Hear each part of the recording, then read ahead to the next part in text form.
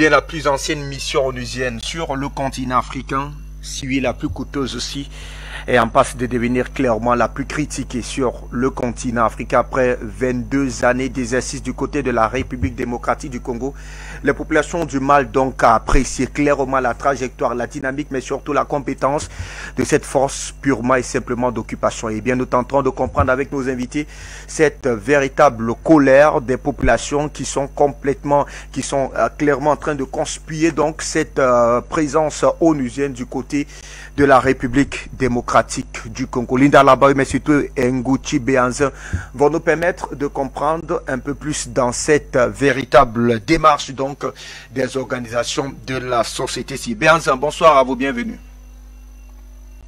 Oui, salutations chers camarades, je vous salue depuis ma position au Venezuela à Caracas. Salutations aux spectateurs d'Afrique Média, salutations à la communauté et les amis de l'Afrique. Et je salue à Lina, la camarade Linda au passage. Oui. Ngouti, depuis donc votre position à Caracas, c'est au Venezuela, vous êtes activiste panafricaniste. Linda Labaoui, analyste politique, bonsoir très chère dame, merci une fois encore de nous accompagner le temps de cette édition d'Appel sur le continent. Linda, nous rentrons de plein pied pour clairement faire, avant peut-être de comprendre le ras-le-bol des populations congolaises aujourd'hui sur la présence de cette force onusienne sur leur sol. Est-ce que à votre niveau on peut clairement apprécier on va dire, les actions menées aujourd'hui par cette mission, dit-on, de maintien de la paix depuis 1999 du côté de la République démocratique du Congo? Bienvenue. Bonsoir, c'est moi qui vous remercie. Bonsoir à Béhanzin, à vous, à toute l'Afrique et Afrique Média. C'est beaucoup plus qu'un ras-le-bol. Vous avez une équipe qui est là, qui coûte de l'argent, qui soi-disant fait un travail, mais ce travail n'aboutit pas. Donc ces jeunes-là commencent à se poser la question, et puis au bout d'un certain moment, ils comprennent que ces gens-là ne sont pas là pour faire ce travail qu'ils prétendent de nous dire. Quand on fait le bilan de tout ce qu'il y a comme force étrangère en Afrique, entre la MINUSMA, la MINUSCA, le MINURSO, là aussi en Libye, partout, c'est bon, il faut que ça s'arrête. Il faut que ça s'arrête. Ce sont des forces étrangères, ce sont des forces d'occupation. C'est un redéploiement de l'OTAN après la chute de l'Union soviétique. Donc, bon, c'est vrai que là, au Congo, ça a commencé avant, mais depuis la chute, depuis 94, eh ben, ils ont plus que doublé l'effectif. Donc, tout ça, c'est une mascarade. Tout ça, ça permet quoi? Ça permet d'avoir des espions, ça permet d'avoir des informateurs, ça permet d'avoir des gangs, des violeurs, des perturbateurs. Voilà ce que ça fait. Est-ce que les États-Unis accepteraient d'avoir ça chez eux? Ils accepteraient pas. Les Français, ils accepteraient pas. Donc, il faut qu'ils quittent l'Afrique. Il faut que chacun rentre chez soi. Et puis, l'Afrique, on va nettoyer ça entre nous. On va régler nos affaires entre nous et on va faire instaurer la paix entre nous. On n'a pas besoin d'une force étrangère qui est là pour vendre des armes, vendre de la cocaïne, vendre du shit, qui est là pour violer nos enfants, qui est là pour le trafic d'organes. Il y a énormément de scandales avec les casques bleus par rapport au trafic d'organes dans le monde. Donc, c'est beaucoup plus qu'un ras-le-bol. Et de mon côté à moi, mon point de vue, franchement, il y a un espoir pour l'Afrique. Il y a un espoir, cette jeunesse qui est là et qui s'est réveillée et qui ne veut plus entendre parler de toutes ces forces d'occupation, toutes ces forces étrangères, tous ces colons qui sont chez nous que pour leur propre profit. Et là, notre jeunesse l'a compris. Bah oui, je reviens à vous, Béhanzin Ngouti. C'est donc clairement une colère, plus qu'une colère, un sentiment quasiment de révolte qui anime donc désormais les jeunes Congolais qui n'en veulent plus, qui n'en peuvent plus et qui veulent purement et simplement voir cette force d'occupation onusienne, libérer le sol congolais. Le temps est quasiment monté d'un cran et on le sait, le malaise au sein donc de la population ne date pas d'aujourd'hui, depuis quasiment 2019 et même bien plus au-delà. On avait clairement ces mouvements d'humeur qui commençaient clairement à se faire entendre. Même à l'époque de son président Joseph Kabila Kabonge, on commençait clairement à voir cette distance entre le pouvoir central, mais surtout les populations et ces casques bleus qui n'étaient plus clairement les bienvenus en sol congolais. Aujourd'hui, il le martèle clairement avec ces différentes manifs qui ont donc eu lieu, notamment dans la base même de la MONUSCO. Ils sont allés clairement saccager pour faire entendre cette fois-là au plus haut chef donc leur déshydratat, leur volonté de voir cette force d'occupation libérer simplement leur territoire. Quelle lecture, quelle grille d'analyse peut-on en faire, Béhanzin Ngouti, vous qui êtes activiste panafricaniste? Tout d'abord, il faut que nous puissions condamner à l'unanimité les meurtres, les tirs à balles réelles sur les populations civiles, les manifestants non armés. Parce que selon les informations qui nous arrivent depuis ce matin, il y a plus d'une quinzaine de morts et plus d'une trentaine de personnes blessées par des tirs à balles réelles. Et ça doit nous rappeler quelque chose. Ça doit nous rappeler les actes posés par l'armée d'occupation française au Burkina Faso et au Niger quand les manifestants manifestaient pour dénoncer leur présence. Donc c'est très important de le condamner et d'envoyer nos sincères condoléances aux familles des victimes. Parce que oui, malheureusement, dans une révolution, il y a toujours des sacrifices et ces personnes-là sont des martyrs. Et donc, les martyrs, c'est très important de respecter leur mémoire. Ensuite, quand on parle de l'ONU, on parle des casques bleus. Il faut quand même rappeler que l'ONU est une organisation de malfaiteurs, association de malfaiteurs, une organisation de criminels, une organisation de pilleurs, une organisation de colons dirigée, que nous le savons tous, par les gouvernements occidentaux, surtout les États-Unis et ses colonies européennes, notamment la France. Nous savons que l'ONU est une organisation instrumentalisée souvent pour bâillonner le droit des peuples d'Afrique et les peuples aussi en Amérique latine. Et nous savons que l'ONU, là où l'ONU est présente en masse en termes de nombre, c'est sur le continent africain. Mais l'ONU ne règle pas le problème des Africains parce que l'ONU n'est pas là pour régler le problème au Congo. L'ONU, les casques bleus sont là pour danser sur les cadavres des Congolais, pour danser sur le cadavre des Africains. Qu'est-ce que l'ONU a déjà réglé comme problème à travers l'Afrique ou à travers le monde? On prend Haïti. Nous avons vu ce que l'ONU, les casques bleus, ont semé comme désordre, comme misère, comme barbarie en Haïti. Nous prenons le Mali, nous avons vu ce que les casques bleus font. Le Congo, ça fait 20 ans. N'oublions pas que les casques bleus sont des fois présents quand les groupes armés, les bandits, les criminels, financés par l'oligarchie anglo-saxonne, appuyés par les Américains, les Français et les Belges par procuration via le gouvernement rwandais pour massacrer les populations. Les casques bleus, des fois, sont à 400 mètres et pourtant ne réagissent pas pour interférer ou empêcher les massacres des populations, des femmes enceintes, des enfants, des vieillards, etc. Quand ils ne prennent pas, quand ils ne participent pas à massacrer ces personnes innocentes, ils sont téléspectateurs et regardent. Donc, la colère en ce moment des populations congolaises est légitime.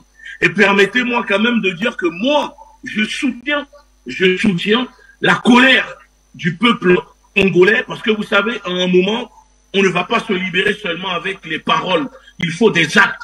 Et un peuple qui veut se libérer ne peut pas être miséricordieux avec ses ennemis si dans le même temps, il blesse ceux qui les aiment. Donc c'est tout à fait normal que le peuple congolais a déjà averti plusieurs fois. On ne veut plus de la présence des casques bleus sur nos terres. Les casques bleus n'ont qu'à quitter le Congo. Pourquoi l'ONU s'entête-t-elle à rester au Congo et occuper l'Afrique? Tout simplement parce que l'ONU est une organisation d'occupation, je le répète, de colons qui sont là pour piller et qui sont là pour faire main basse sur les richesses. Vous savez, l'ONU peut par exemple se déployer en Ukraine, à Kiev.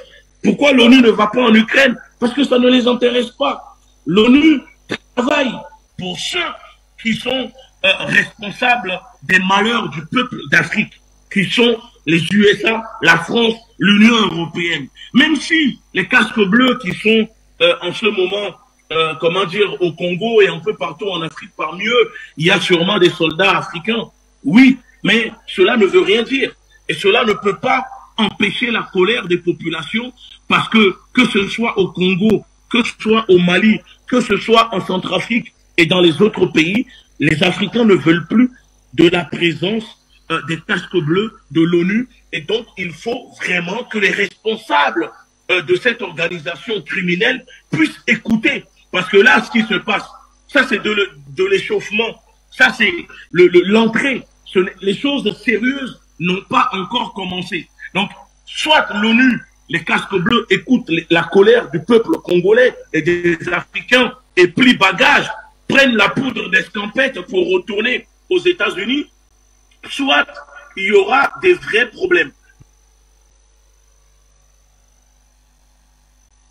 Parce que, bien sûr, je reste avec vous sur votre chute parce que vous semblez clairement interpeller du moins l'Organisation des Nations Unies, une véritable prise de conscience. Sauf que sur les communiqués ayant clairement sanctionné ces différentes manifestations, on voit très mal l'ONU prendre véritablement du recul devant quand même ces revendications légitimes qui sont formulées par un peuple souverain. Au contraire, le communiqué signé tard par le secrétaire général des Nations Unies, Antonio Guterres, visait clairement à illégitimer, j'ai envie de dire, ces revendications, notamment ces manifestations.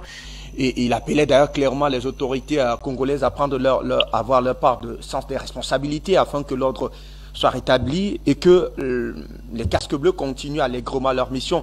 Quand on a lu ce communiqué, Béhanzin Ngouti, on a peur de dire que clairement il n'est pas de leur agenda, du moins il n'est pas prévu pour eux de clairement repenser ou alors de revoir clairement leur mission sur le sol congolais. On va d'ailleurs tout à l'heure revenir sur leur mission pour tenter de comprendre pourquoi est-ce que l'instabilité n'a pas clairement reculé du côté de la République démocratique du Congo. Mais tout simplement parce que l'ONU n'est pas là pour apporter la stabilité. L'ONU est là pour apporter la déstabilisation. Si l'ONU était là pour apporter la stabilité, ça fait plus de 20 ans. Combien de casques bleus stationnent au Congo?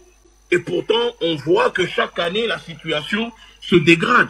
Donc, le communiqué de l'ONU démontre aussi au passage que cette organisation a un plan pour les Africains. Et l'ONU pour les Africains, c'est-à-dire ce plan se déroule jusqu'en 2030. L'objectif est de balkaniser, de prendre le contrôle des terres africaines pour le compte de leur maître, du gouvernement invisible, notamment des États-Unis et de l'Union européenne. Donc quand vous avez des personnes qui sont là avec une idéologie coloniale, qui sont là et qui occupent les terres, mais ces personnes ne peuvent pas écouter et ne peuvent pas prendre en compte les réalités, les problématiques ou comment dire, la colère du peuple quand le peuple s'exprime, parce que pour eux, les Africains n'ont pas le droit de se révolter. Les Africains n'ont pas le droit de s'indigner. Parce que oui, et après tout, ce ne sont que des Africains, ce ne sont que des Congolais. Qu'est-ce que les Congolais ont le droit de s'indigner contre, vous voyez, l'ONU? Oui, les super-héros qui viennent sauver le continent africain, mais qui ne sauvent rien et qui sont là seulement pour plonger l'Afrique dans les abîmes, pour plonger l'Afrique dans les enfers. C'est ça le problème aujourd'hui. Donc, à un moment, quand le discours ne fonctionne pas, il faut malheureusement passer par la force. Il faut malheureusement passer par une révolution. Et donc, à un moment, soit l'ONU prend en considération cette colère, l'ONU prend en considération la souffrance, le ras-le-bol des populations et trouve une solution et décide de se retirer. Sinon, je répète, le continent africain, le Congo va devenir le tombeau des casques bleus. Parce que ce n'est pas seulement les adultes, mais nous allons appeler même les enfants à haïr, détester les casques bleus, l'ONU sur nos terres. Parce qu'à un moment, nous sommes en 2022 et nous n'allons pas laisser à cette organisation dérouler son agenda, de dérouler le plan qu'elle a pour le peuple africain qui se déroule jusqu'en 2030. Le peuple africain va se libérer des casques bleus et ils peuvent même envoyer l'armée américaine. Ça ne nous fait plus peur, ça ne fait plus peur aux Africains. Parce que nous avons compris la supercherie. Et l'idéologie coloniale ne passe plus parce que les Africains se sont armés idéologiquement pour contrer cette guerre qui se déroule sur nos terres. Pour tenter effectivement d'analyser clairement ces manifestations, il faut dire quand même sur ce bilan d'ailleurs qu'a mentionné tout à l'heure Béandé Ngouti sur officiellement 15 personnes qui seraient tuées, 13, du moins 12 sont donc de la population qui est donc sortie massivement pour manifester, sauf que cette population a été purement et simplement massacrée. Alors sont tombés sous les balles donc de ces casques bleus. Sur le communiqué de M. Antonio Guterres, il ne semble pas clairement s'intéresser à ces morts-là. Pour lui, l'objectif est de revenir clairement, que la calmie revienne afin que la mission, dit-on, de maintien de la paix dans ce pays puisse continuer clairement ses missions. Quand il fait dans sa démarche communicationnelle, est-ce qu'on peut davantage penser que eh bien, ils n'ont pas d'intérêt clairement pour les décès de ces Africains. On parle quand même de 12 personnes qui manifestaient avec des mains nues, sans armes, sans armes blanches et sans armes destructives. Et donc, que doit-on clairement comprendre dans la démarche de la communication du secrétaire général de l'ONU? Votre micro, Madame Linda, je vous en prie. Vous m'entendez? Il y a un génocide qui est programmé depuis 1884.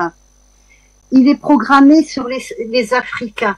C'est-à-dire que on les a exploités à fond, ils ne se reposaient pas, il y avait une malnutrition, il y avait le taux de mortalité qui était beaucoup plus élevé. Donc on est parti dans le sens où il fallait exterminer ces Africains à petit feu, en laisser que quelques-uns pour qu'ils puissent travailler et continuer à être les esclaves des Blancs. On arrive à la Deuxième Guerre mondiale, la feuille de route est changée grâce à l'Union soviétique à l'époque. Donc on a changé la méthode, mais on a continué à exterminer les Africains. Alors il y a 15 morts par là, il y a 2 morts par-ci, il y a 5 morts de l'autre côté et ainsi de suite.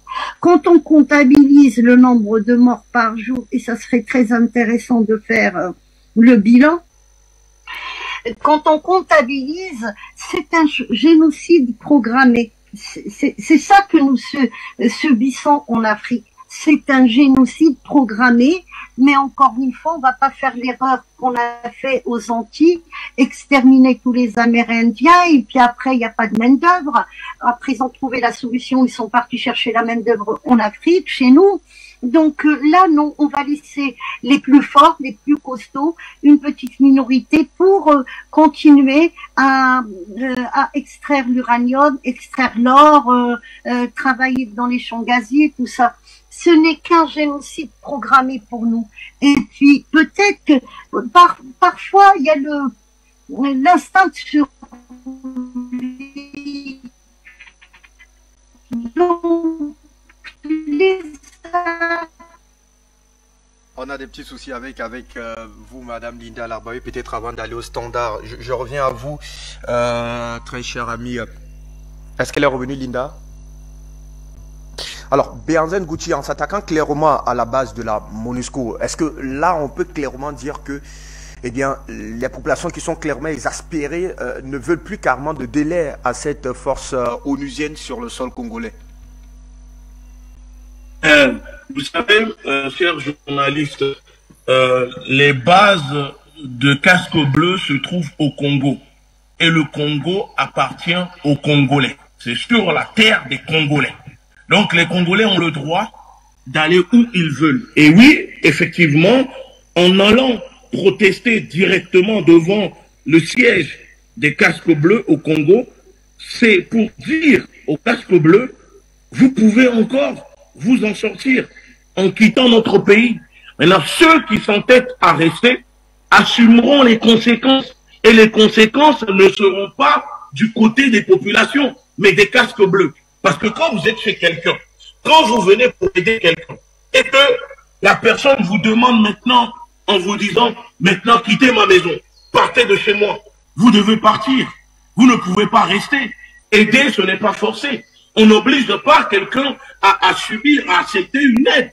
Si moi tu es dans ma maison, je te dis à un moment, je ne veux plus de ton aide parce que depuis que tu es là, les choses ne font que s'empirer. Il faut maintenant t'en aller. Tu dois quitter. Si tu ne veux pas quitter, je vais utiliser la force. Et je trouve encore que là, les populations congolaises, ces manifestants sont très calmes. Je dis ça, c'est l'échauffement avant la tempête. Il faut que Guntares, ou je ne sais pas comment il s'appelle, le responsable des casques bleus, faut qu'il puisse se l'enfoncer dans son crâne que ce qui se passe au Congo n'est que l'échauffement. Les choses sérieuses n'ont même pas encore commencé. Parce qu'il ne faut pas qu'ils oublient, s'ils sont armés au Congo, il y a aussi des civils qui possèdent des armes. Parce que les mêmes armes qu'ils déversent depuis 20 ans dans le pays, bah, les civils aussi en ont des armes. Donc s'il y a un moment, si c'est cela qu'ils veulent, alors il faut qu'ils comprennent que les casques bleus ne font pas peur aux populations. Les populations réclament leur départ. Il faut écouter la colère des populations. Le peuple est souverain. Le peuple est souverain. Ce n'est pas les casques bleus qui sont souverains au Congo, mais les Congolais. Donc les Congolais ne veulent plus de vous. Vous quittez, c'est tout. Écoutez, nous autres également, ces appelants au téléphone avant de revenir à vous, très cher monsieur, dans le cadre de cette magnifique thématique sur la République démocratique du Congo, avec donc ces manifestants qui demandent le départ pur et simple donc des casques bleus du côté du Mali, une force quand même qui est présente sur le pays, dans le pays depuis quasiment le 1999, ça fait quoi, 22 ans, mais rien n'a avancé en termes en tout cas de la consolidation de la paix, mais surtout de la stabilité de ce pays. Monsieur Jean, vous nous attendez au téléphone depuis les États-Unis. Bienvenue, votre contribution.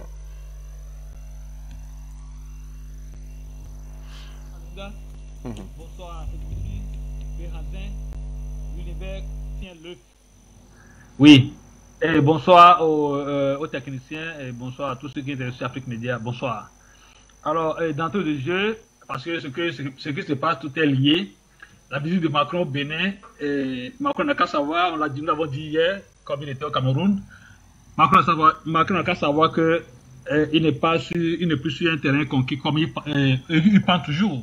Parce que dans le discours, ou bien dans la question qu'on lui a posée, la dernière question qu'on lui a posée pendant la conférence de presse avec le patriarche Paul Biya, concernant la présence de la Russie en Afrique, il a déjà tout dit. Que la Russie, par ses canaux, donne les fausses informations à l'Afrique et aux Africains et commettent des choses là, et par ces milices, commettent des bavures et violent les droits des hommes et ses consorts. Mais Macron, je pense que ceux-là, ils n'ont pas de cerveau, quoi. Pourquoi il dit ceci? Mais la présence de la France en Afrique, les crimes que la France commet sur le continent africain. Pendant le mariage, on bombarde la Côte d'Ivoire, on bombarde la Libye. Donc, Macron ne voit pas que les Occidentaux commettent des crimes graves. Et il vient, il parle comme ça. C'est parce que l'ONU, leur organisation, comme nous parlons de ça en RDC, est à leur service. Nous devons le savoir. Et les Africains, ils savent aujourd'hui que effectivement l'ONU n'est pas cet instrument-là que les gens pensaient. C'est plutôt au service des Occidentaux, des dictateurs occidentaux. C'est des criminels. Ça ne leur dit, la vie des Africains ne les concerne pas. C'est les ressources minières africaines, là où ils puisent leurs réservoirs, c'est ça qui les concerne. Et par là, ils mentent, ils pensent bleuir les Africains, continuent pas à bleuir. Donc Macron au Bénin, il n'a qu'à savoir qu'il est sur une terre de Béhanzin. Aujourd'hui, il y a plus de 100 soldats français atterrés au Bénin depuis longtemps, au Dahomey. Il n'a qu'à le savoir. Il passe, fait de propagande. Donc c'est la Russie qui nous informe. Donc la Russie est comme un ange pour l'Afrique aujourd'hui. Ça, il faut le faire parce que leur langage, c'est la force. Comme la Russie a la force nécessaire pour les contenir, les Africains, alors vont chercher effectivement cet ange-là pour les supporter dans leur révolte. Parce qu'il ne faut que parler leur langage de force. C'est pas la force qui dompte les Africains. Pas le corps démoniaque. On masturbe les cerveaux des Africains. Dans le corps maçonnique, on leur fait présenter des choses et ils acceptent livrer leur population. Cette organisation, l'ONU, qui est supposée apporter la paix depuis plus de 20 ans au Congo, regarde ce qui se passe. Soyons honnêtes quand même. Mais il y a des intelligents, non? Ils ne voient pas cela. Ils pensent que la présence de l'ONU sur le continent africain apporte du bien à l'Afrique. Non. Ce n'est pas sérieux. Ça doit cesser. Et ça, c'est déjà parce que l'ONU, c'est un démon. L'OMS, si vous savez ce que l'OMS fait sur le continent africain depuis la nuit des temps, Fabrice, vous allez déchirer votre habit. Parce que c'est des organisations criminelles. Ils tuent les Africains secrètement, spirituellement. Mais ils seront découverts cette fois-ci. Ce qui a commencé comme l'a dit Béazin, ce n'est rien du tout. Ils n'ont rien vu. Ils n'ont rien vu. Ça va continuer. Et ils vont partir. La France, les Américains, tous les Occidentaux avec leur malade bateau. Avec l'ONU. Soyez prêts, les Africains. Soyez prêts. Soyez courageux. Que Dieu vous bénisse. Nous sommes en guerre. Merci. Les États-Unis, rassurez-vous, cette guerre, nous la vaincrons et nous l'avons d'abord déjà même vaincu sur le plan de la communication. Il manque sa la matérialisation de cette victoire sur le terrain. Nous tentons davantage d'apprécier davantage ces manifestations donc à répétition du côté de la République démocratique du Congo contre la présence de l'une des plus vieilles présences donc onusiennes sur le continent africain. Au téléphone, bonsoir, votre contribution, bienvenue.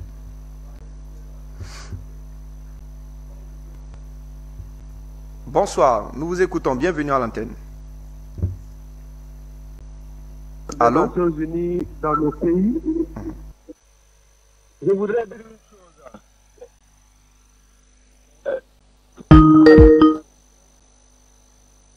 Je suis en direct. Pour exterminer la population africaine comme ils ont réussi à le faire en Australie, comme ils ont réussi à le faire au Canada. Ils ont commencé par l'Afrique du Sud. Ils n'ont pas réussi. Ils ont commencé par l'Afrique du Sud. Ils n'ont pas réussi. Et donc, ils sont en train de passer par d'autres processus pour nous exterminer un par un. Je suis franchement d'accord avec ce qui se passe au Congo. Et les Congolais doivent maintenir le cap. En Afrique du Sud, au Mali, au Burkina, partout en Afrique, les populations doivent comprendre qu'ils doivent prendre leur destin eux-mêmes en main, parce que personne ne va venir nous sauver. Ce qui se passe au Congo est la bienvenue et les Congolais doivent maintenir le cap, ils doivent aller de l'avant. Au Mali, ils doivent tout faire pour chasser ces casques bleus. En Centrafrique, ils doivent disparaître de là-bas et de notre continent, ils doivent foutre le camp. Voilà, nous allons construire notre continent à notre rythme. Merci Afrique Média pour le combat que vous faites.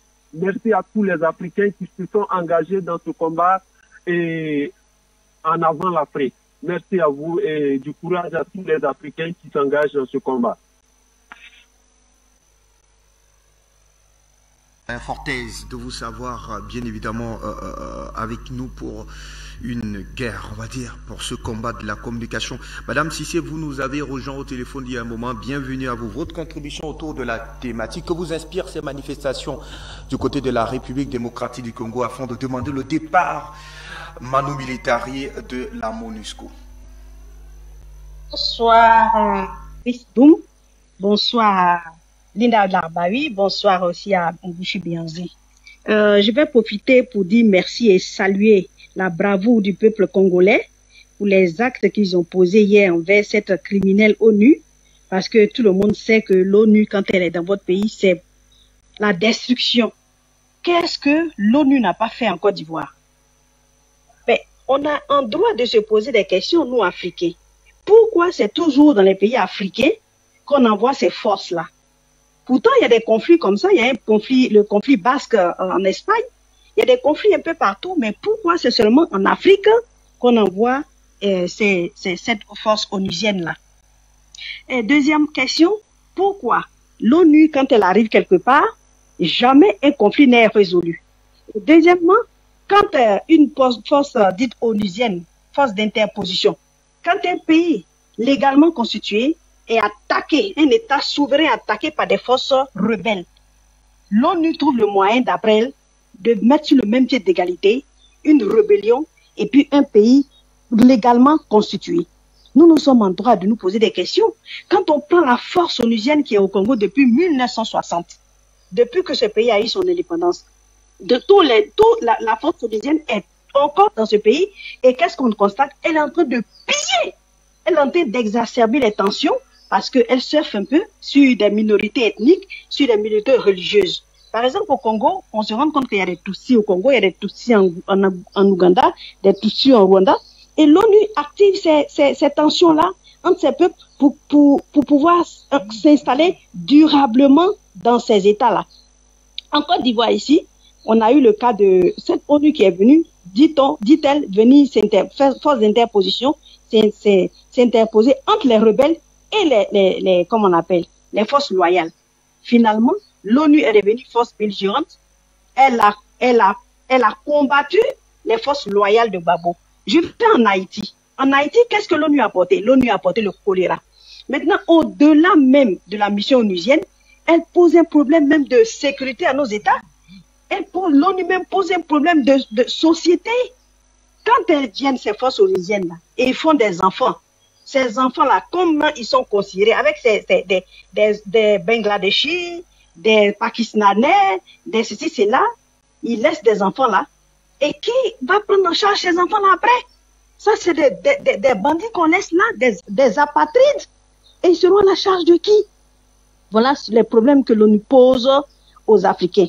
C'est pour ça que je salue la détermination du peuple congolais de chasser jusqu'au dernier élément de l'ONU sur cette terre-là, parce que l'ONU n'apportera rien.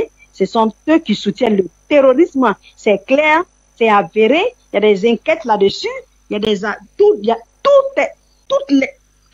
les avis concordent que l'ONU, c'est elle qui soutient le terrorisme en RDC. Avec ses multinationales, c'est l'ONU qui arme les rebelles, c'est l'ONU. L'ONU était en Centrafrique depuis longtemps. Il a fallu que la Russie vienne pour que le peuple centrafricain, le gouvernement centrafricain retrouve au moins 90% de son territoire. Pourtant, l'ONU y est. Au regard de tout ce qu'on vient de dire, il faut que les Africains prennent conscience et chassent, dégagent cette force onusienne-là qui est assez volée, qui est en train de nous sucer, qui est en train d'installer les guerres partout, qui installe les rébellions, qui est le relais de tous de la France, là, de la France-Afrique et de l'OTAN. C'est le bras armé de l'OTAN qui est là. Je vous remercie. Merci à vous, Madame Cissé, pour votre contribution, et nous on va continuer à vous écouter. Donc, au standard, peut-on arriver aujourd'hui à mettre donc un terme à cette présence de la MONUSCO en terre congolaise, quand on sait que ces différentes manifestations à Béni et autres ont été clairement et simplement n'ont pas eu d'autorisation de la part de l'État central congolais, qui nous permet peut-être de comprendre, de surfer sur la difficulté qu'aura désormais donc la société civile à clairement mener ce combat. Mais jusqu'où peuvent-ils aller, Delphin? Vous nous retrouvez au téléphone depuis le Burundi. Bonsoir, votre contribution. Bienvenue à la maison. Allô, bonsoir mon cher Congo. Vous me recevez? Absolument, Delphin, nous vous recevons. Allô? Nous vous recevons, Delphin.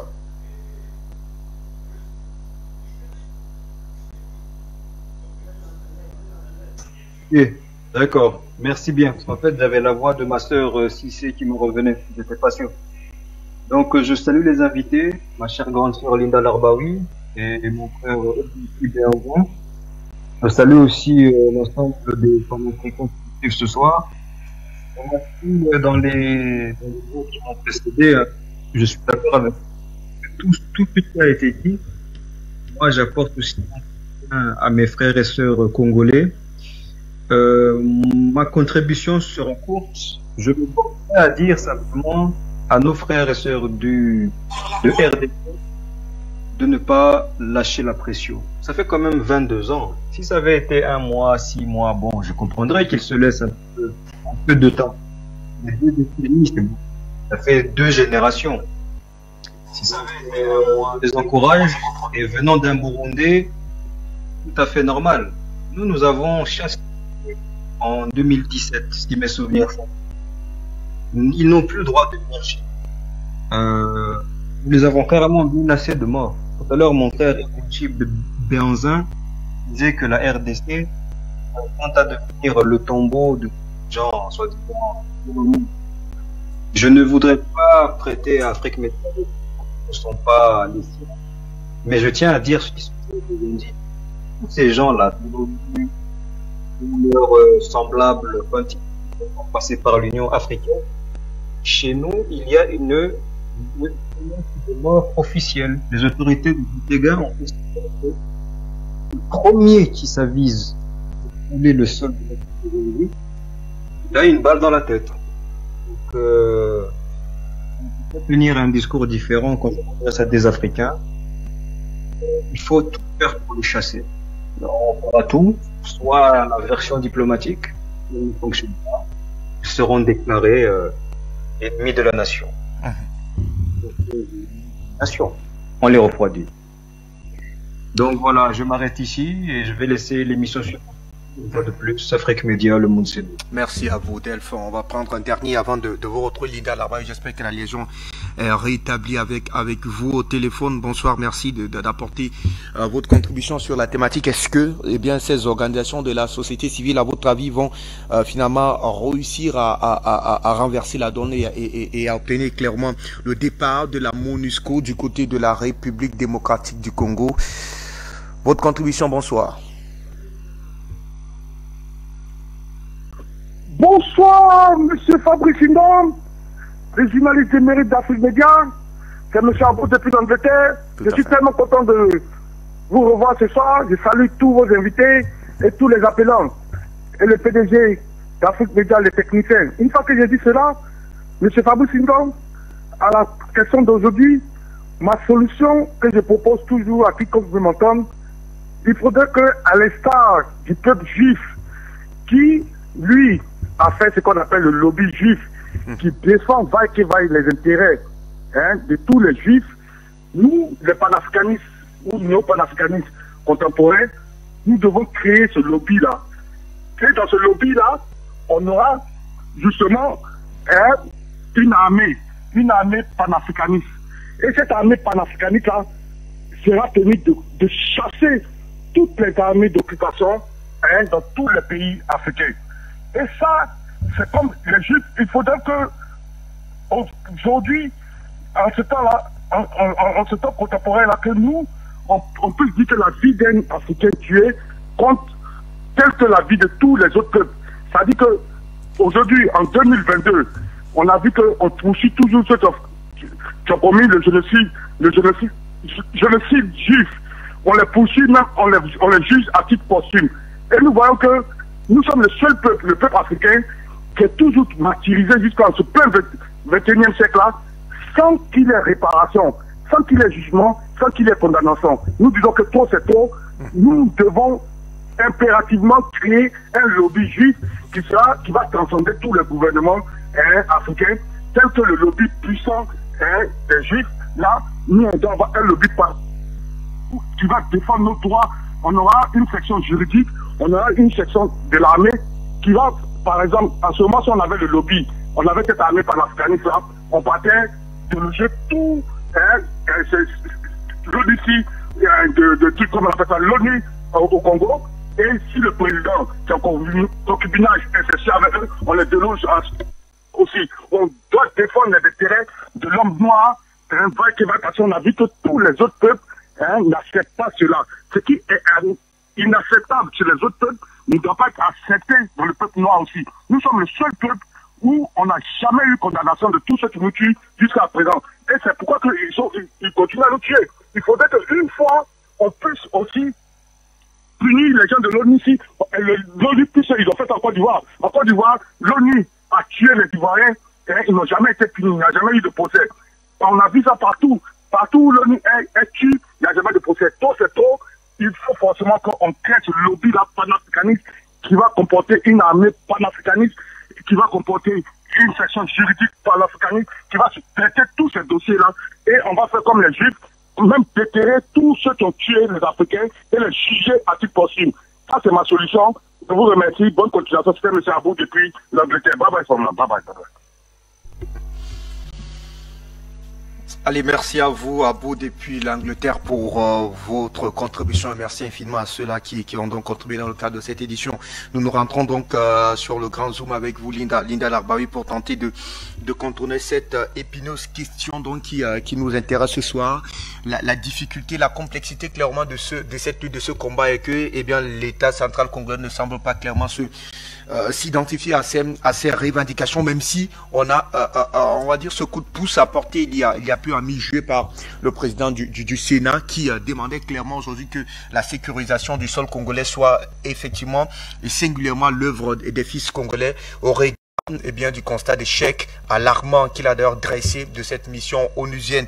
Dans le contexte pareil, est-ce que Linda Larbaoui, ces organisations de la société civile et bien d'autres hommes politiques pris de manière isolée peuvent clairement aujourd'hui mettre à mal cette force, cette MONUSCO et l'obliger à libérer le sol congolais?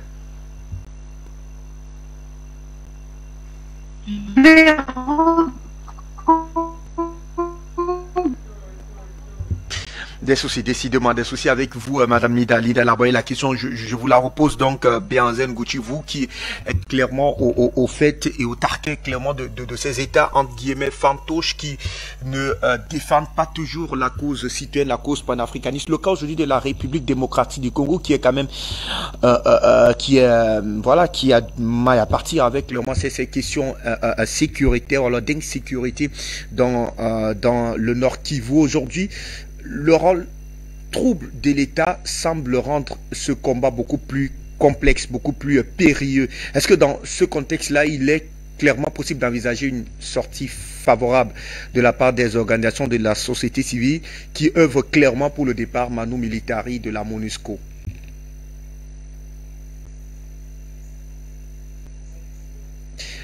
Activez votre micro, Béhanzin, s'il vous plaît. Activez votre micro. Oui, donc je disais que oui, effectivement, c'est très complexe, c'est problématique au Congo parce que les gouvernements, comme la plupart des gouvernements africains, sont complices des souffrances du peuple africain et notamment au Congo.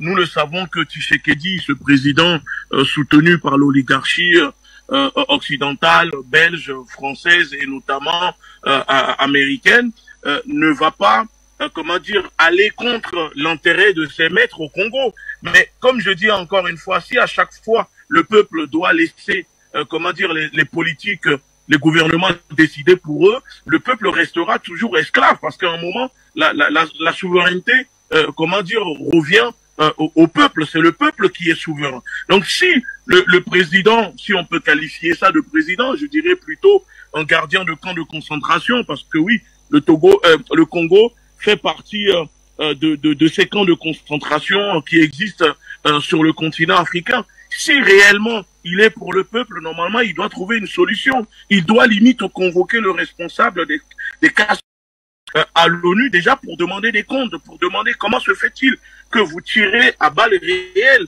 sur les populations. Comment c'est possible que vous venez de tuer plus de 18 personnes, des citoyens congolais, sur le sol congolais. Et donc, c'est ça le problème. Mais on voit que la priorité de ces dirigeants et de leurs maîtres, ce n'est pas la vie des populations, mais plutôt l'intérêt des richesses que jonge le sous-sol du Congo. C'est les richesses des Congolais qui les intéressent. Et lui-même qui est au pouvoir, c'est ça qui l'intéresse. Donc, si on continue d'attendre quelque chose de ces dirigeants, croyant que ces dirigeants feront quelque chose pour les populations, c'est mal les connaître. Nous savons que ces dirigeants n'ont pas le pouvoir de s'opposer à ces organisations qui sont pilotées depuis Washington, depuis les États-Unis, et que ces dirigeants ne peuvent pas s'opposer à eux. Et à chaque fois, quand il y a un dirigeant à oser le faire sans le peuple derrière, il s'est fait tuer. Donc, c'est très important pour que les populations congolaises comprennent que la libération du Congo ne passera pas par le gouvernement ni la classe politique, peut-être une partie de certains politiques au Congo, et nous les appelons à soutenir cette mobilisation, à demander au peuple de sortir. Et je profite également pour m'adresser à ces chefs religieux au Congo qui sont pasteurs, prêtres, etc. C'est le moment pour que les pasteurs demandent à leurs fidèles de sortir pour chasser les casques bleus. C'est le moment pour que ces pasteurs, s'ils sont réellement des hommes de Dieu, comme ils se prétendent toute la journée pour raqueter les populations, c'est le moment aussi pour que les chefs religieux rentrent dans le jeu et soutiennent les populations. Mais voilà, s'ils ne le font pas, le peuple doit comprendre que c'est parce qu'ils sont aux côtés de l'oppresseur et que ces pasteurs aussi sont des agents de l'oppression impérialiste. C'était en parenthèse parce que oui, on ne peut pas vouloir se libérer dans un pays, n'oublions pas, où la religion est omniprésente, prend presque 95% du temps des populations. Si ces personnes-là, ces chefs religieux-là, ne participent pas et ne demandent pas à leurs fidèles de réagir. Donc, les heures des casques bleus sont comptées au Congo. Les Congolais doivent comprendre que ceux qui sont morts sont des martyrs. Il n'y a plus de retour en arrière possible et qu'il faut aller devant. Il faut libérer vos terres parce que c'est eux qui sont responsables, c'est eux qui livrent les armes aux groupes armés, aux bandits, aux associations de malfaiteurs sur vos terres pour s'en prendre à vos familles, à vos pères, à vos mères, à vos enfants, à vos cousines, vos cousins, etc. Donc, vous devez régler vos comptes, vous devez leur demander de quitter vos terres. Et s'ils ne veulent pas quitter, alors utilisez tous les moyens possibles pour vous libérer. Et tout Congolais, je dis bien tout Congolais qui a, la pitié, de la compassion à l'égard d'un casque bleu est un traître pour la nation congolaise. Nous sommes en guerre et cette guerre-là, on n'a plus le droit d'être miséricordieux avec nos ennemis. Ces leaders religieux du côté du Congo, quand on sait quand même qu'ils occupent une place de choix au cœur de la vie sociale, mais surtout politique du côté de la République démocratique du Congo. On a d'ailleurs vu lors de l'élection de 2018 qui a porté le président Félix Tshisekedi à la tête de ce pays, la dernière élection, pardon. La Senko, qui est d'ailleurs l'une des plus grandes organisations, prend quand même assez de la hauteur pour poser un certain nombre de revendications. Aujourd'hui, on s'attend clairement, et comme vous l'avez très bien souligné, que cette Senko-là également puisse parler d'une même voix pour défendre clairement la position de leur sujet, passez-moi l'expression, qui demande purement le départ de la MONUSCO, mais à des fois on a clairement l'impression qu'il y a comme une forme d'acquaintance entre le pouvoir, l'État central politique, avec cette organisation, du moins cette Senko, qui se veut, ma foi, apolitique, mais qui quelquefois joue clairement les intérêts du colon, mais surtout de l'État en place. Dans ce contexte-là, il est clair qu'on ne devrait peut-être rien attendre de la part de cette Senko, très cher Béanzen Gucci. J'ai un problème de réseau. On ne doit rien attendre de ces chefs religieux.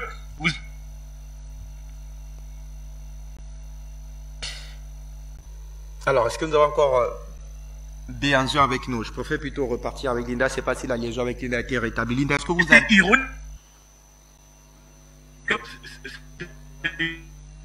Alors, Linda, est-ce que vous nous entendez clairement cette fois-là? Vous m'entendez? Parfaitement. Vous m'entendez? Parfaitement. Nous prenons la liaison avec vous, Linda. La liaison a rétabli clairement avec vous, Linda. Et tout à l'heure, on s'interrogeait sur le silence complice, coupable, meurtrier de l'État congolais.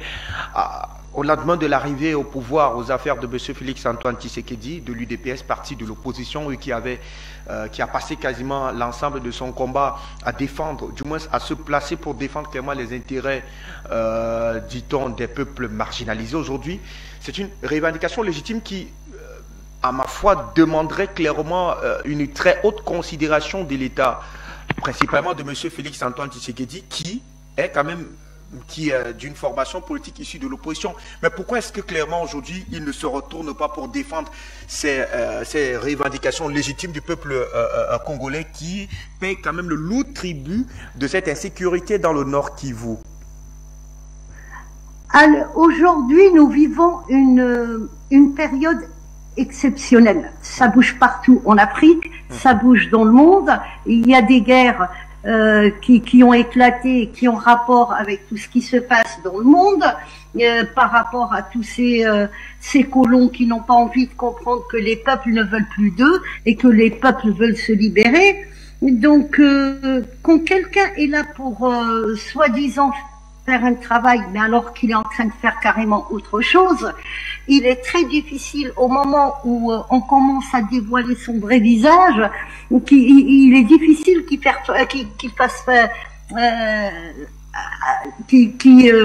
qu'il réagisse à tout ça. Nous avons affaire à des gouvernements, malheureusement, des gouvernements en Afrique qui ont été placés par les Occidentaux. Et il y a comme un proverbe chez moi qui dit « Dis-moi qui t'a mis en place et je te dirai au profit de qui tu travailles ».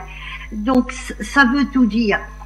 Le Congo, si je prends la situation du Congo, c'est un pays à lui tout seul, il peut sortir l'Europe de la crise économique actuelle.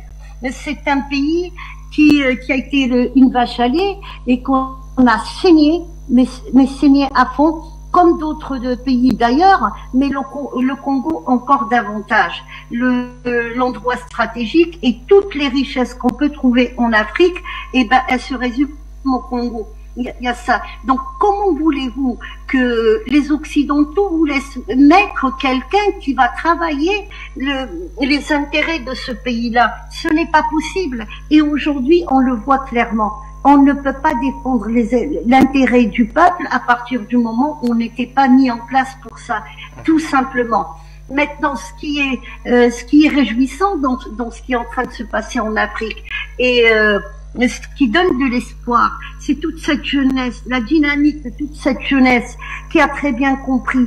Et je le dis à chaque fois, notre jeunesse a compris. Notre jeunesse n'a plus envie de prendre des pirogues et mourir en mer. Notre jeunesse n'a plus envie d'avoir des diplômes pour aller travailler ailleurs.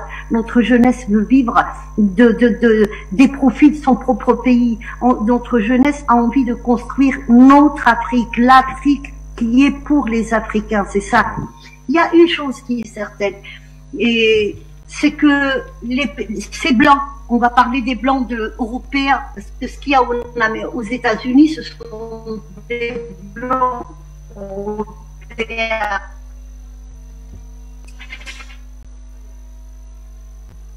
On a donc été coupé avec vous, Madame Linda Larboy. Je ne sais pas si notre ami Bianzin est toujours en repérage avec nous. Bianzin, est-ce que vous nous recevez depuis votre position à Caracas? Oui, moi je vous reçois. Est-ce que vous me recevez? Parfaitement, parfaitement, Bianzin. Alors, de manière globale, Bianzin Gouti, c'est un sentiment de ras-le-bol qui anime donc clairement les populations. Aujourd'hui, on l'a vu du côté du Mali avec ces manifestations à Ménaka, pour être plus précis, où les populations quasiment stoppées, on va dire, le convoi, quelques véhicules de la MINUSMA. Ça a été également vu, vous l'avez d'ailleurs mentionné fort opportunément au Niger avec ce convoi de Barkhane qui a été stoppé par les civils nigériens, au Burkina Faso également. Aujourd'hui, le cas de la République démocratique du Congo qui est quand même un État assez complexe. Sa complexité, on l'a dit tout à l'heure, au-delà, on va dire, des manigances endogènes et même exogènes, il y a que plusieurs États tirent vraisemblablement profit de cette situation d'instabilité à l'est du pays, notamment le Rwanda, mais aussi très récemment l'Ouganda qui est lui aussi rentré en scène, même si très anciennement le Sud-Soudan lui aussi tirerait quelques ficelles autour de cette instabilité. Bien sûr, quand on a rassemblé tous ces éléments, on comprend que la tâche est clairement complexe si on veut aujourd'hui parvenir à une stabilité claire à l'est de la République démocratique du Congo. Que doit-on faire, Bianzin? Mais vous savez, moi j'ai souvent tendance à dire que le problème des Africains doit être réglé par les Africains, notamment le problème des Congolais doit être réglé par les Congolais, mais les Africains. Je pense que nous sommes arrivés à un niveau où, par exemple, dans les pays comme le Congo, très complexe, par ailleurs, il faut le rappeler que le Congo fait 6 fois la France. Donc ce n'est pas un petit pays, on ne parle pas d'un département qui est la Belgique, là, on parle d'un pays qui fait 6 fois la France. Donc pour que les gens comprennent que le Congo, c'est comment dire, le siège de tout ce que les Occidentaux ont besoin pour se développer. C'est-à-dire c'est là-bas qu'on trouve les ressources minières naturelles, etc. L'or, le diamant, le colba, tout. Donc aujourd'hui, le peuple congolais doit comprendre que pour libérer leur pays, je pense peut-être qu'il faut commencer à mettre des lois en place, des lois qui obligent, par exemple, qui obligeraient les hommes, les femmes à s'enrôler dans l'armée pour libérer leur pays. Parce qu'on ne peut pas continuer d'un côté à dénoncer l'occupation des casques bleus qui viennent sous prétexte de venir défendre, comment dire, nos terres, si nous-mêmes, on n'est pas capable de nous enrôler dans l'armée pour défendre nos pays. Donc je pense qu'à un moment, il faut peut-être que le président puisse décréter, mettre en place un décret obligatoire qui oblige les hommes, les femmes, toute personne en capacité de combattre à rentrer dans l'armée pour libérer le Congo. Et s'ils le veulent même, ils peuvent même l'ouvrir à la diaspora. Et je le répète, nous serons des milliers, des centaines de milliers à rejoindre. Parce qu'à un moment, je pense qu'il y a beaucoup d'Africains qui ne supportent plus de rester les bras croisés, de parler ou d'aller manifester pour demander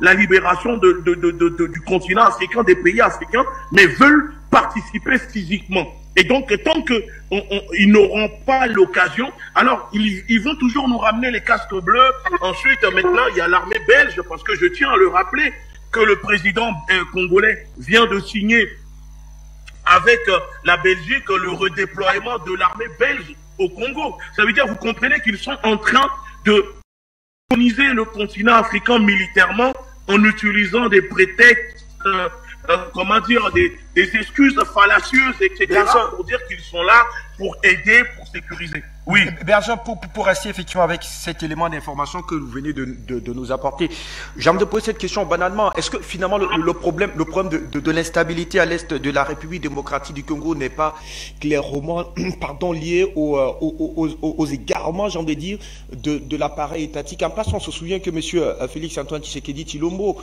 au lendemain de sa prise de fonction, alors que beaucoup pensaient qu'il devait capaciter davantage les FARD sur le théâtre des opérations, avec décliner en tout cas cette démarche projetant de rallonger davantage le mandat de la MONUSCO en terre congolaise. Aujourd'hui, vous nous apprenez qu'il souhaiterait davantage un redéploiement de l'armée belge sur le sol congolais, alors que le président du Sénat récemment partageait clairement, du moins se semblait rentrer dans votre logique, c'est-à-dire demander à ces nombreux Congolais d'être enrôlés dans l'armée congolaise afin de défendre clairement l'intégrité territoriale du sol congolais. Est-ce qu'aujourd'hui le problème de fond, le problème même de l'insécurité, de l'instabilité n'est pas davantage lié au choix quand même assez douteux du président Félix-Antoine Tshisekedi Tshilombo? Mais c'est clairement, je le répète ici, ils ont mis ce baudruche au pouvoir pour ralentir le processus de libération du pays, du Congo. Parce que comment vous pouvez me dire que le Congo, ou l'armée congolaise quand même qui fait partie, je tiens à le rappeler, des top 10 des armées en Afrique, parce que quand on prend le classement des armées, l'armée congolaise fait partie du top 10. En Afrique, n'arrivent pas à sécuriser leur propre pays. Et au lieu de donner les moyens militaires, matériels à ces militaires, parce qu'il y a aussi ça comme problème à l'armée, on préfère encore aller ramener l'armée du colon, ceux qui ont posé des actes, des barbaries au Congo, parce que, oui, je le rappelle tout le temps, parce que répéter c'est pédagogique, que les Belges ont quand même exterminé plus de 10 millions de Congolais au Congo. Alors comment aujourd'hui le président élu peut aller chercher ces personnes pour les ramener au Congo, pour dire venez comment dire, sécuriser ou nous aider à sécuriser le Congo, alors que les Congolais demandent juste plus de moyens matériels, d'équipements et surtout, comment dire, structurer l'armée, le rendre professionnel. Mais cela n'arrange pas les Occidentaux, cela n'arrange pas les Américains, cela n'arrange pas l'ONU, parce que si demain l'armée congolaise, comme la plupart des armées africaines, se professionnalisent et deviennent puissantes, mais comment vous allez maintenant justifier l'occupation, la présence de l'ONU, de ces armées sur nos sols? Donc ils font tout pour affaiblir, militairement parlant, les armées africaines et justifier derrière l'occupation de leur armée. Ils sont là pour aider les Congolais. Mais je suis désolé, les Congolais connaissent mieux leur pays que les casques bleus qui vont venir du Togo, qui vont venir du Bénin ou qui vont venir de Népal, de l'Inde, etc. Donc le problème des Congolais doit être réglé par les Congolais, par les Africains eux-mêmes. Et tant que les casques bleus, l'ONU utilisera, comment dire, des excuses fallacieuses, utilisera des méthodes de brigands, de voyous, pour venir s'encaparer, occuper les pays et empêcher les populations de se défendre, il n'y aura pas de stabilité, parce que la stabilité n'arrange pas les Occidentaux. L'instabilité au Congo, comme dans la plupart des pays africains où il y a des ressources naturelles comme le Mali, Centrafrique, etc., arrange les Occidentaux. Donc pour venir occuper un pays, il faut créer l'instabilité et venir dire que je vais vendre une solution de stabilité. Donc le vrai problème, ces groupes armés, nous savons tous qui les finance. S'il y a un Africain ou un Congolais qui ne sait pas qui est derrière cette déstabilisation du Congo, c'est qu'il ne vit pas dans le même monde que nous. Donc face à cela, qui est l'ennemi, qui n'est pas l'ennemi aujourd'hui? Quand on sait aussi qu'il y a des problèmes de corruption dans nos pays, notamment le Congo, au sein même de l'armée, au sein même de l'appareil étatique, comme vous l'avez cité, il y a des problèmes de corruption. Donc à qui on doit faire confiance et à qui on ne peut pas faire confiance? C'est tout ça là qui crée l'instabilité, tout en tohu-bohu, le micmac aujourd'hui que nous retrouvons au Congo et notamment dans les autres pays africains. Parce que Linda Larbaoui est avec nous. Alors, je reste avec vous puisque... D'accord, on me fait savoir que Linda... Nous vous entendons, Linda. La liaison nous fait un tout petit peu de caprice aujourd'hui. Alors, Linda Larbaoui, je reviens à vous autour donc de cette sortie en mi-juillet de Modeste Bakati Lukwembo, qui est le président d'ailleurs du Sénat congolais, quand il demande clairement aujourd'hui à la MONUSCO de libérer le sol congolais. Est-ce que cette sortie, il est président du Sénat, c'est quand même l'une des chambres représentatives quand même du côté de la population congolaise, quand il prend la parole pour tenir un tel discours, est-ce qu'il est clair qu'aujourd'hui, au sein même de la classe politique dirigeante congolaise, on veut clairement le départ de la MONUSCO, même si beaucoup professent la jouer quasiment douce? Oui, c'est pour toi, Linda. Linda, la parole est à vous, je vous en prie. Moi, j'ai pas confiance. Tous ceux qui sont là, ils sont à éliminer. À éliminer, je veux dire, on les enlève de leur poste. Hein. Faut pas qu'on comprenne autre chose. Ceux qui sont, mais ils ont jamais travaillé pour le profit de cette population. Aujourd'hui, qu'est-ce qui se passe au Congo? C'est que le gouvernement en place se retrouve face à une situation qu'il avait peut-être pas prévue, une jeunesse qui en a marre de tout ça, une jeunesse qui a envie de vivre tout simplement. Et y a pas, je pense que cette jeunesse ne va pas reculer. Il y a rien qui va stopper l'Afrique. L'Afrique est en marche. Souci avec vous, Madame Linda Larbaoui, et cette question, je vous la pose donc, Béhanzin Gouti. Lorsque le président du Sénat dit clairement qu'il ne veut plus la présence de la MONUSCO, est-ce que c'est clairement une façon pour lui, puisque sachant que cette revendication, c'est le désir et la soif de plusieurs Congolais, est-ce que c'est une façon pour lui d'avoir bonne presse, bonne mine auprès de la population congolaise, ou alors c'est c'est la preuve clairement d'un malaise même qui est d'ailleurs très représentatif au cœur de l'appareil étatique congolais. Et donc plusieurs hommes politiques aujourd'hui voudraient clairement se reconnaître derrière ce combat légitime-là. Moi, je pense surtout que ces hommes politiques, le président du Sénat, a pris sûrement conscience maintenant de la réalité de son pays, a compris que le Congo ne va pas se libérer par les casques bleus, mais par les Congolais eux-mêmes, et que tant qu'il y aura la présence de ces forces étrangères sur les terres congolaises, tant qu'il y aura la présence de ces armées, que ce soit belges, américaines, etc., au Congo, l'armée congolaise n'aura pas la liberté pour se défendre. Parce que finalement, la présence de ces forces-là, c'est ces forces, c'est les responsables de ces forces qui dirigent l'appareil étatique, qui dirigent l'armée de leur pays.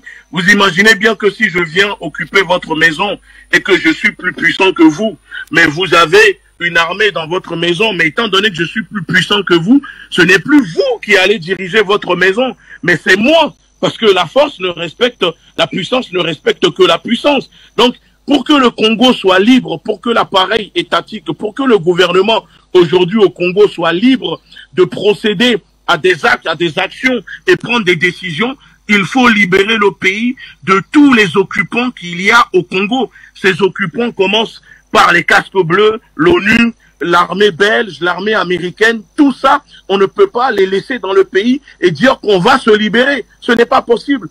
Moi, je dirais que c'est sûrement pour cela que ces hommes politiques, voyant le vent tourner, voyant la population se lever, se rebeller, se sont dit autant appuyer, autant soutenir la population. Et il faut les saluer au passage et même demander à d'autres personnalités politiques du pays de prendre la parole, à d'autres personnalités même au sein, les corps habillés, militaires, gendarmes, policiers, etc., d'appuyer, de soutenir les populations pour que les populations puissent leur donner le pouvoir de libérer leur propre pays. Donc c'est des gestes salutaires qu'il faut saluer, c'est très important.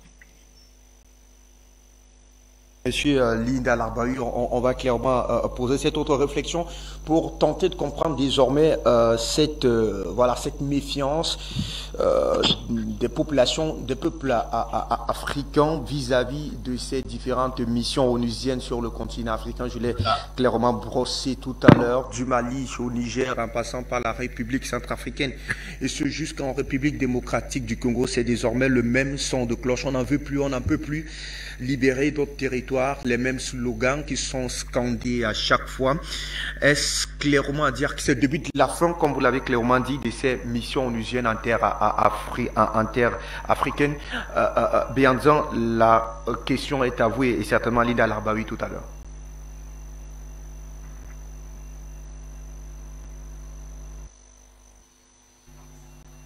La question est à Linda Larbahu? Non, à vous d'abord, Bianzan, je vous en prie.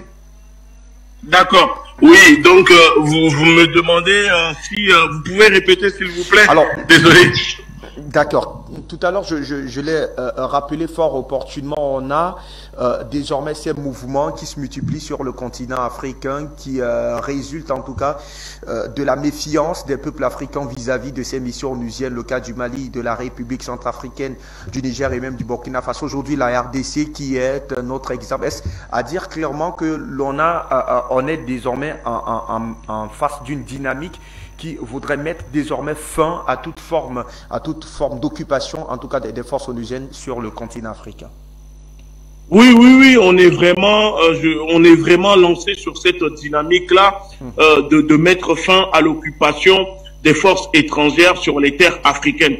Clairement, et parce que là, ça se voit, mais vous savez, en même temps, il faut toujours anticiper parce que nous connaissons maintenant la stratégie du colon, nous connaissons l'idéologie coloniale qui anime les entités que nous combattons et qu'ils viendront dire que si les Africains, notamment les Congolais, se lèvent pour demander le départ des casques bleus, etc., c'est parce que la Russie serait derrière en train de les manipuler, etc. Ça veut dire que pour eux, c'est comme si les Africains n'ont pas assez la capacité pour réfléchir tout seuls, ne peuvent pas s'indigner par eux-mêmes et que toujours il faut que quelqu'un soit derrière pour leur dire ce qu'il faut faire. Non, ce qui se passe en ce moment sur le continent africain, malgré que les gouvernements occidentaux essayent de faire propager leur manipulation par leurs médias en disant que c'est peut-être la Russie qui est derrière. Au fond d'eux, quand ils sont en privé, ils sont en panique parce qu'ils voient très bien, ils savent forcément qu'il y a un vent de révolte, il y a un vent de libération qui est en train de souffler sur le continent africain. Et nous espérons que faut pas seulement que ça s'arrête ni à l'Afrique de l'Ouest, ni centrale, etc. Mais faut que ça continue jusqu'en Afrique du Nord. Faut que les peuples aussi du Nord puissent se lever contre l'occupation, contre